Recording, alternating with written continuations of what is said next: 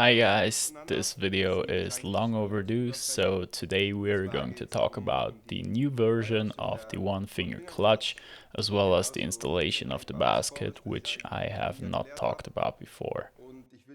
I basically wanted to take all the old videos and make a new video out of all of them because there have been some changes as well as some new things that I want to go over, and hopefully within this video I should be able to explain it so that it's understandable for everyone. So these primaries you can buy in my shop. They come in multiple variants. In this case, for the 170 cylinder we're going to use a 235, which is a 2968, meaning that the sprocket has 29 teeth, and for that all the engine blocks need to be extended in this area so that it fits. It's really important to first degrease all the parts. The clutch, the basket, the screws, everything needs to be clean. You best do this with some brake cleaner or even just regular petrol. My clutch basket comes with springs, circle clips, as well as a small spacer. I'll show you later what we're going to need that for. We are going to mount the springs on the primary in a way so that the tight windings point towards each other. Just like that, and same for the other side. You can put them in using pliers just like so. If you want to use other primaries from other manufacturers, you just have to make sure that the spring pockets on the primary don't deviate from the spring pockets on the basket more than 1 millimeter, because if they do, that would introduce some backlash, which would cause some really unpleasant rattling noises when put in neutral. Like, there wouldn't happen anything critical to it, just something to be aware of. I've already went ahead and cleaned all the parts so they are ready for installation. Now we have two different ways in which we can assemble the basket. Either we are going to just screw it together like so, just screws inside, and put it in the engine. However, this doesn't work with every engine block, because the knobs on the brake back plate are much thicker on some models, especially the older housings. Now, even though it would fit on the SIP engine block that we have right here, we are going to do it the other way anyways, because it is a bit harder to do and I want to show you both ways. Alright, the primary springs are mounted. Now we're going to heat up this middle bearing here so that we don't have to put it in with force and potentially damage it. I'm heating up the inner ring of the bearing. If you want to measure the temperature of it, it should be in between of 120 and 150 degrees Celsius. We can already put this disc on. This is probably going to take a minute or so. Now, while Erich is rambling a little bit and heating up the bearing, a quick note from me. Yes, me, the speaker. These English videos take quite a long time to make, so we want to make sure that there's actually demand for them. So if you get some value out of these, make sure to let us know in the comments, and don't forget to like and subscribe, because the future of English videos on this channel literally depends on you. On with the video! Alright, so I think we've reached the temperature. Now the bearings should by no means turn blue, like that is a clear sign that you overcooked them. Put the primer in and give it a few taps with the rubber mallet. Then we're going to put on some Loctite into the holes as well as onto the screws.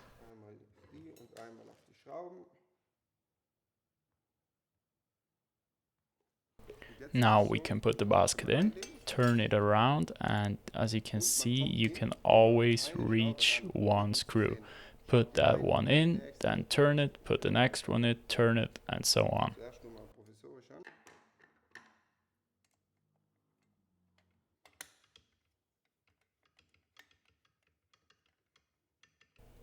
tighten it, turn it.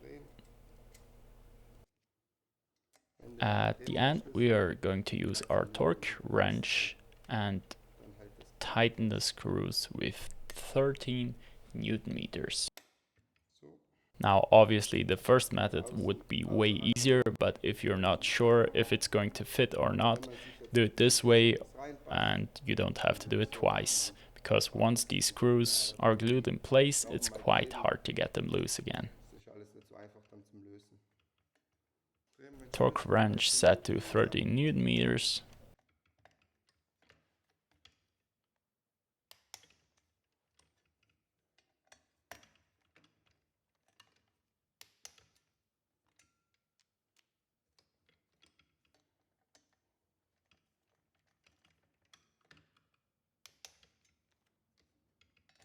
Alright, now we are going to put in the little spacer or shim, 0.5 millimeters, and this is always included with all primaries I sell.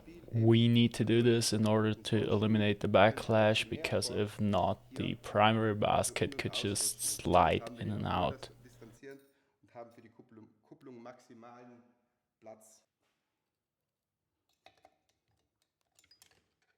Put on the circlip just like that, and the basket is fully installed. Now mount the disc, the spring and the Kickstarter sprocket. I'll just do that real quick, close the motor block, and then we can continue on with the clutch. Alright, in the meantime I've closed up the block, the primary sprocket is installed, and now we are ready to put in the clutch. In this case I went again with a polygon connection instead of a wedge connection. You can see the difference between the two here. The advantage of the polygon connection is simply that it is not turnable and therefore not breakable. Now if you want to use an original Piaggio drive shaft which happens to have a wedge connection, I'd suggest to carefully grind it in with valve grinding compound, then check it, then grind a little bit again. It basically has to be a really nice and clean connection between the two pieces for proper power transmission. I always suggest installing the wood rough key, even though a lot of people say that you don't need it. Now obviously everyone has to decide for themselves, but I'd suggest you to put it in. It's always more secure if it's there than if it's not. Now don't get me wrong, if the whole thing starts turning, you can still break it. That's why it's really important to carefully grind in the connections and tighten it with the right torque. Now if you want to be super safe, you can even heat the part again to 150 degrees Celsius and then let it shrink onto the wedge, and that way you should have a super secure connection. One more thing about the original Piaggio drive shaft: if you use something like this, I always suggest to put on a little spacer here. 0.5 millimeters should do the trick in most cases. The drive shafts I make are already longer in this area. Therefore the wedge is situated further away from the basket, and therefore we're making sure that this plate won't rub against the primary. Now in most cases this would work without it, but there are certain combinations of engine block and block gasket which could cause the two things to rub against each other. Really thick block gaskets in particular can really reduce the space in between the primary and the gasket. If you don't want to bother with any of this, I would simply suggest you this basket and you should be good.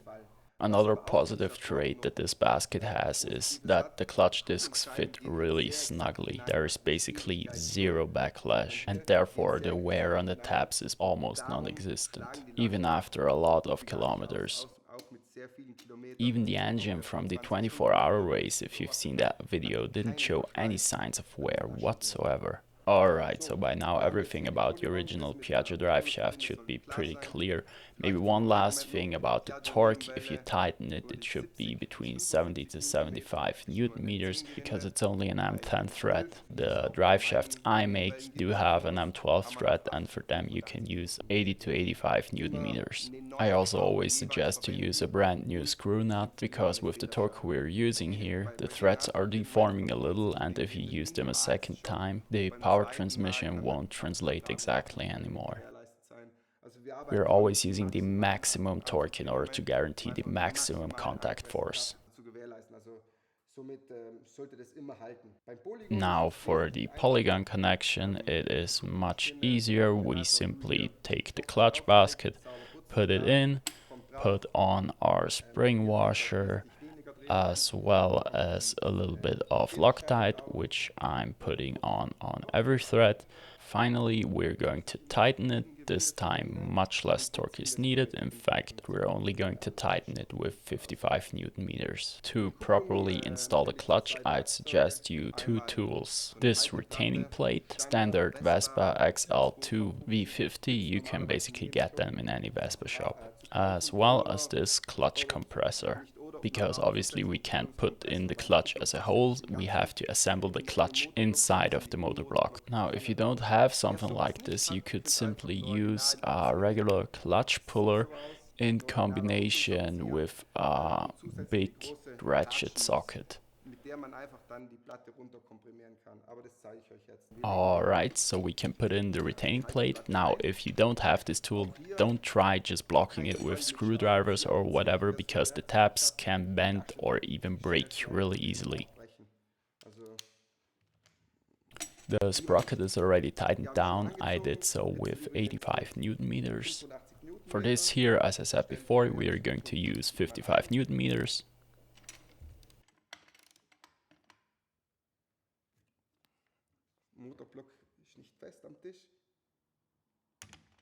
I'm increasing it to 65 Newton meters.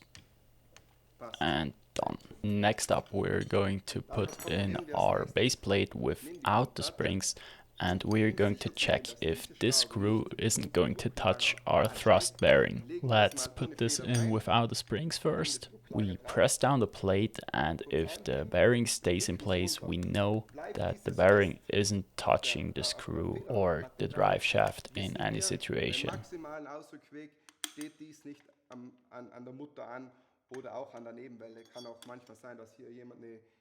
Everything seems to be fine here. Now next up we're going to put in the springs. As said previously, we're using this for a EGIG 170 build, which is putting out about 25 horsepower.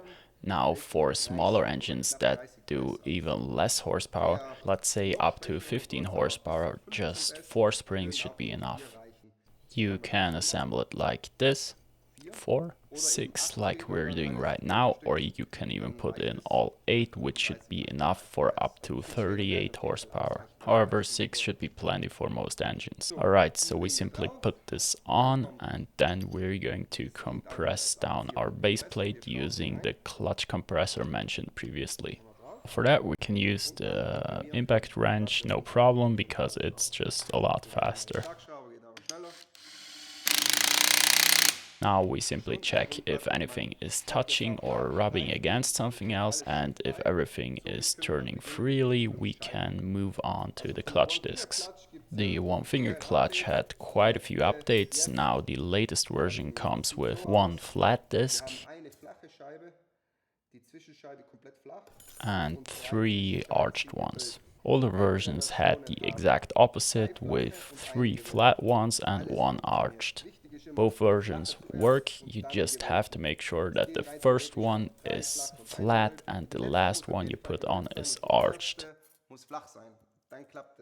Now, if everything is perfectly deburred and the basket sits nicely, the discs should fit in a really precise manner. You can see there is minimal backlash, but that's exactly how it's supposed to be. In case you are using a different basket or you didn't work precisely beforehand, you can just take a file and grind it down to fit. Even though that's a bit suboptimal, it will definitely work anyway. But if you worked precisely beforehand and especially are using the parts I make, you shouldn't find yourself in such a situation in the first place.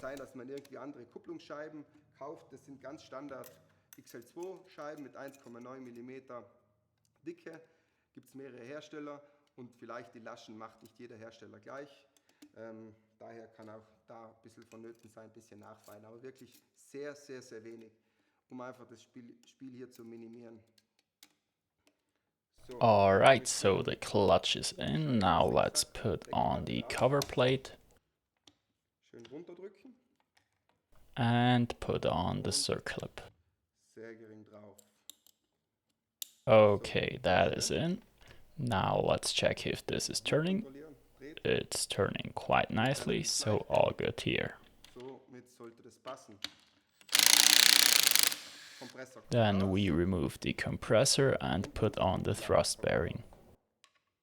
Another thing we need to pay attention to is the clutch cover, because there are multiple types of this. The best type or variant comes once again from the XL2. Now this particular one is black because we have a black engine block, but it's just a simple replica of the original. Be careful, however, with replicas, because there are a couple of them out there that are just not putting down pressure on the bearing in a centered way. And the thing is, a clutch can only work properly if the cover is putting down pressure onto the thrust bearing in a perfectly centered way. Now, to check if it does that, you can actually use a piece of chalk, or what I use most of the time is a push rod with a 4mm centering pin. So what we do is we remove the original one and replace it with the push rod that has the 4mm centering pin. That way we can put it on again and see if it is centered or not. In our case, everything here looks good, but as I said before, there are a couple of replicas out there that are missing 3 or 4mm towards the center. Sometimes if your clutch isn't disconnecting properly, the fix can really be as simple as switching to the right clutch cover and you're good. Alright, let's not forget to put back on the original push rod, and let's move on to the next thing that can increase the ease of use of your clutch, which is the angle of this lever here. Now, the position the lever is in right here is almost 90 degrees. In my opinion, it is better to have the lever in a slightly more open angle. In order to accomplish that, we are simply going to rotate this like that, and now our angle is a lot more open, which, like this, I'd say it's perfect.